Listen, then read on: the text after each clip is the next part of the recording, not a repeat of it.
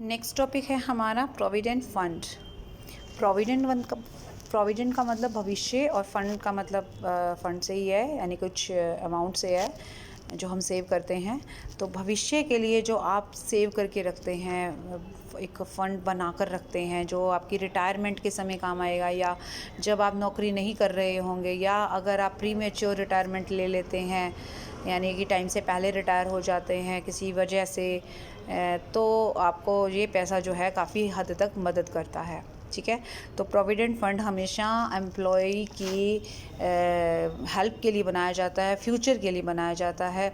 ठीक है, और ये कैसे बनता होता है कि मतलब इसमें कुछ पैसे जो है वो एम्प्लॉय की जो सैलरी होती है उसमें से एम्प्लॉयर माइनस कर लेता है। जैसे मान लीजिए मेरी सैलरी 50,000 पर मंथ की है। ठीक है, तो एम्प्लॉयर मेरी सैलरी में से अगर 2,000 रुपये हर महीने काट कर मुझे 48,000 रुपये ही देगा। ठीक है, और 2,000 तो उसने मेरे से काट लिए और अपनी तरफ से जैसे है मान लीजिए 1,000 रुपये या 2,000 रुपये ऐड कर देता है। ठीक है, और दोनों को मिलाकर वो कहीं इन्वेस्ट कर देता है। तो उससे क्या होगा कि वो पैसा धीरे धीरे बढ़ता चला जाएगा, और वो पैसा अंत में जब मैं रिटायर हो जाऊंगी, या भगवान ना करे बीच में कोई ऐसी दिक्कत आ जाती है, या मैं प्री मेच्योर रिटायरमेंट ले लेती हूँ, इन दैट केस वो पैसा मुझे मिल जाएगा और वो मेरे फ्यूचर के लिए बहुत काम आएगा। ठीक है, तो ये इस तरीके से मेंटेन किया जाता है। अब इसके संबंध में बहुत सारी चीज़ें हैं, बहुत सारे रूल्स हैं जो मैं आपको एक एक करके बताऊंगी। सबसे पहले हम बात करेंगे इन प्रोविडेंट फंड्स के टाइप की, जैसे कि ये हमारे मेनली 4 प्रकार के हैं। स्टैट्यूटरी प्रोविडेंट फंड, जिसे हम हिंदी में बोलेंगे वैधानिक provident fund, recognised provident fund, प्रमाणित अनरिकॉग्नाइज्ड अप्रमाणित, और पब्लिक प्रोविडेंट फंड, यानी कि पब्लिक प्रोविडेंट फंड को आप सार्वजनिक वर्ड बोल सकते हो, सार्वजनिक भविष्य निधि। राइट, तो हालांकि एक फंड और भी है जो इसमें मेंशन नहीं कर रखा, वो अलग से मेंशन कर रखा है। पहले आप इसके बारे में सुन लीजिए, उसके बाद हम उसके बारे में बात करेंगे। नंबर 1 है statutory provident fund. Statutory provident fund होता है जो सिर्फ गवर्नमेंट इंस्टीट्यूशन और सेमी गवर्नमेंट इंस्टीट्यूशन के लिए ही बनाया जा सकता है, यानी कि यही इंस्टीट्यूशन में ही इसको मेंटेन किया जा सकता है, और बाकी जो प्राइवेट इंस्टीट्यूशन होते हैं उसके लिए स्टैट्यूटरी प्रोविडेंट फंड नहीं बना सकते। राइट, और दूसरी बात ये होती है कि ये प्रोविडेंट फंड एक एक्ट है, प्रोविडेंट फंड एक्ट के नाम से 1925 में बना था, उसके अंतर्गत आता है, यानी कि EPF employees provident fund act है एक 1925 के हिसाब से और चलता है ये वाला प्रोविडेंट फंड। ठीक है, और गवर्नमेंट और सेमी गवर्नमेंट इंस्टीट्यूशन ही इसको मेंटेन कर सकते हैं। दूसरे नंबर पे आ रहा है रिकॉग्नाइज्ड प्रोविडेंट फंड।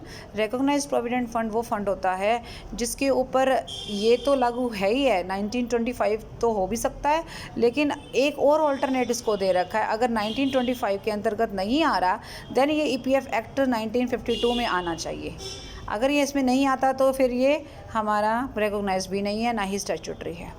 देखिए, अगर तो 25 के अंदर आ गया तो फिर हमारा स्टैट्यूटरी है, और अगर 25 के ना आके 52 में आ गया तो फिर ये हमारा रिकॉग्नाइज्ड हो जाएगा।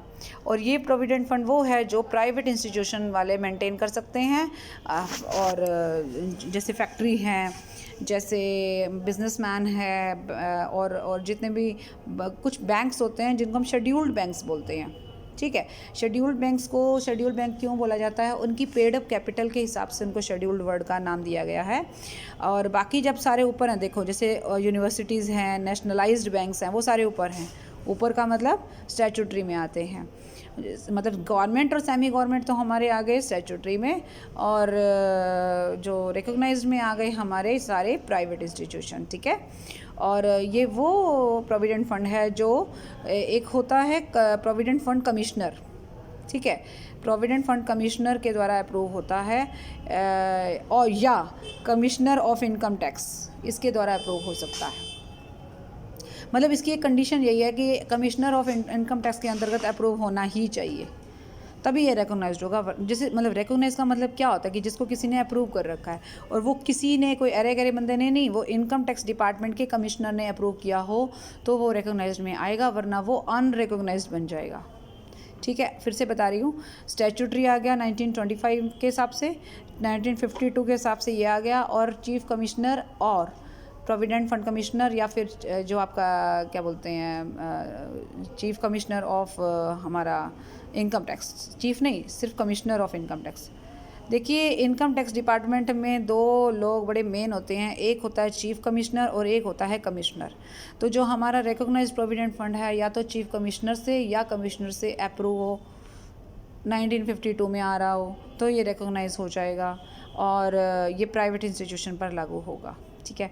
और जो इन दोनों में नहीं आएंगे ना तो स्टेचुटरी होगा ना रिकॉग्नाइज्ड होगा, वो कहाँ जाएगा, वो अनरिकॉग्नाइज्ड हो जाएगा। ना तो इसके अंदर आया ना इसके अंदर आया तो वो अनरिकॉग्नाइज्ड हो जाएगा, ठीक है ना। That is not approved by the commissioner of income tax. अगर कमिश्नर ऑफ इनकम टैक्स में आता तो फिर यहीं आ जाता ऊपर वाले में, ठीक है ना। इसका मतलब ये अनरिकॉग्नाइज्ड है।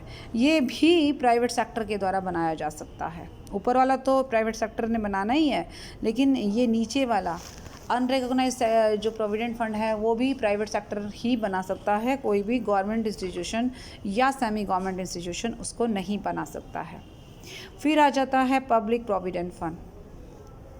1 मिनट मैं आपको यहाँ पे ब्रेक दे के एक मैंने आपको पेपर सेंड करूँगी अभी मैं आपको, इसमें मैंने आपको डिटेल दे रखी है। इस तरफ आ जाइए, देखो ये मैंने खुद ही बना दी है ताकि आपको इजी लगे।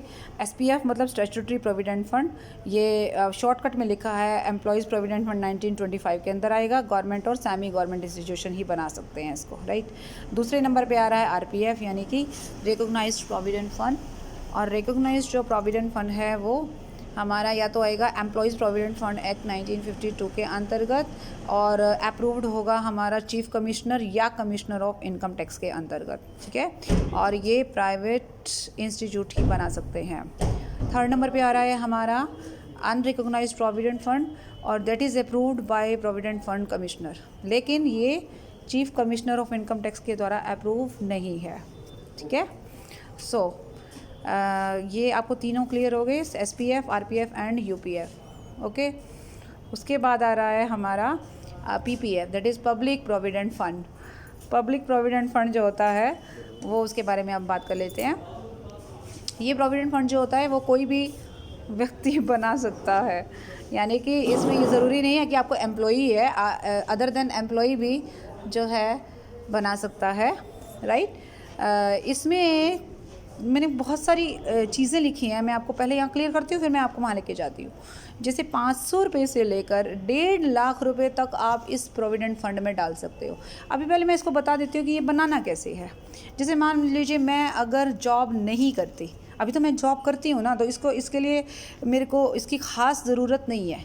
हालांकि मैं आपको अगर अपना पर्सनल उसमें लेके जाऊँ तो मैंने PPF ले रखा है, मैंने PPF अकाउंट बना रखा है। साथ में मेरा ऊपर वाले में से कोई नहीं है क्योंकि हम लोग इस कैटेगरी में नहीं आते हैं। वो भी मैं आपको वो चीज़ें थोड़ी पर्सनल हो गई हैं, इसलिए अभी मैं बताना ज़रूरी नहीं समझती। मैं आपको एक छोटा सा एग्जांपल अपना इसलिए लेके चल रही हूँ ताकि आपको थोड़ी सी चीज़ें क्लियर हो जाए। पब्लिक प्रोविडेंट फंड में क्या होता है कि अब एक रिक्शा वाला है ना, वो भी अपना अकाउंट खोल सकता है, एक ऑफिसर है वो भी अपना अकाउंट खोल सकता है। उसमें आप 500 रुपये से लेकर 1.5 लाख रुपए क्या करने हैं इनको, एक SBI state bank of India या इसकी कोई भी ब्रांच या जितने भी हमारे नेशनलाइज्ड बैंक्स हैं, राइट, उनमें किसी भी ब्रांच में आप जाकर आप एक अकाउंट खोलेंगे PPF के स्कीम के अंतर्गत और उसमें आप 1 साल में 500 रुपये से लेकर 1.5 लाख रुपए तक जमा करा सकते हो, इससे ज़्यादा नहीं करा सकते, ठीक है। और ये पैसा आप ज़रूरी नहीं है इकट्ठा जमा कराओ। अब मान लीजिए मैं चाहती हूँ कि मैं 70,000 जमा कराऊँ, बट मेरे पास एकदम 70,000 नहीं है, तो I can deposit that amount in instalments, right. तो ये मैं इंस्टॉलमेंट में जमा करा सकती हूँ, यानी कि मैं थोड़े थोड़े करके पैसे दे सकती हूँ, ठीक है। और 1 साल में मैं मैक्सिमम 12 इंस्टॉलमेंट जमा करा सकती हूँ। मैं सारी चीज़ें साथ साथ लिख रही हूँ ताकि आपको क्लियर हो जाए। फिर से 500 से लेकर 1.5 लाख रुपए तक आप डिपॉजिट कर सकते हैं। दूसरी बात, इंस्टॉलमेंट में भी जमा करा सकते हैं, मैक्सिमम 12 इंस्टॉलमेंट हैं। तीसरी बात, ये अकाउंट आपका 15 साल तक रहेगा, आप इसको 15 साल से पहले ख़त्म नहीं कर सकते, ठीक है।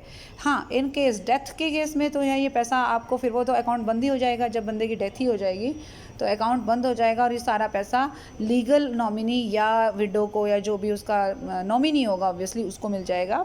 अदरवाइज़ 15 साल तक ये अकाउंट बंद नहीं हो सकता और 15 साल के बाद आप इसको 5 साल के लिए और एक्सटेंड कर सकते हो, ठीक है। यानी कुल मिलाकर 20 साल हो गए। अब 15 साल के पीरियड में हमने क्या करना है, जो हमारा विड्रॉल है, विड्रॉल मतलब पैसा निकालना है, ये पैसा जमा ही कराते रहेंगे, निकाल भी सकते हैं। पहले 5 साल आपका ब्लॉकिंग पीरियड है, उसमें आप पैसा नहीं निकाल सकते। छठा साल जैसे स्टार्ट होता है ना, इस 15 साल की मैं बात कर रही हूँ, छठा साल जैसे स्टार्ट होता है तो आप इसमें से कुछ पैसा विड्रॉ कर सकते हो। अब वो कैसे कर सकते हो, उसमें अकॉर्डिंग टू रूल चलना पड़ेगा कि जितना रूल होगा उसके हिसाब से आप जो है पैसा उसमें जमा करा सकते हो, ठीक है, और सॉरी निकाल सकते हो। ये जो 5 साल का पीरियड है ना, जो आपने एक्सटेंड कराया है, इसमें आप हर साल उस साल के स्टार्टिंग में जो पैसा आपके अकाउंट में क्रेडिट हो रहा होगा ना, उसमें 60% जो है आप उस अमाउंट का 60% आप एक साल में निकलवा सकते हो, जो उस साल के जो अकाउंट में आपके नाम पे जो पैसा क्रेडिट होगा वो, ठीक है। ओके जी।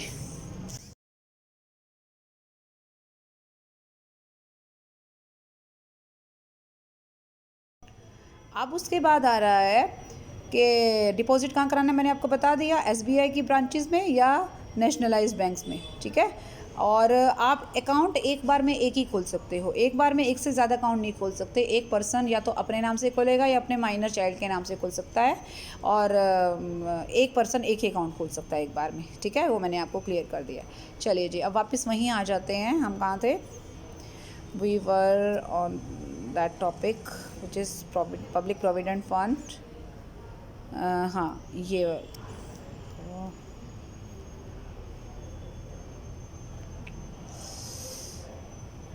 ठीक है। ये जितनी बातें मैंने आपको बताई हैं वो सारी इसके अंदर अलग अलग तौर पे लिखी गई हैं और आप इसको अच्छे से पढ़ लेना। अब हम चलेंगे इसका ट्रीटमेंट कैसे करना है। इसके लिए हम एक टेबल पे जाते हैं। उस टेबल में क्या सीन रहेगा, उस टेबल में ये सीन रहेगा, आपको ये टेबल नज़र आ रही है, इसमें कैटेगरी हमने 3 बना रखी हैं, यानी कि पब्लिक प्रोविडेंट फंड आपको कहीं दिखाई नहीं दे रहा है। वो क्यों? उसका रीज़न ये है कि पब्लिक प्रोविडेंट फंड जो होता है